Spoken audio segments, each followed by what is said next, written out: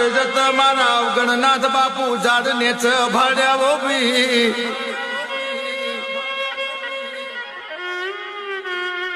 અવગણનાથ બાપુએ બે દીકરીઓના મોથે હાથ મેલ્યો મારી ચેહુબાન ચેવું બોલે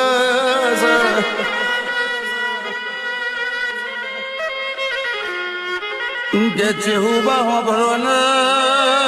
જો તમારે ઘણો કોમો કરવાનો છો તમે ઘણો કોમો કરજો ભાઈ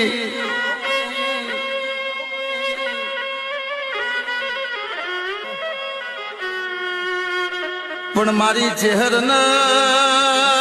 ઓખોમાં ઝેર માતું નહીં મારી ચહેર કારજાર બની વો ભાઈ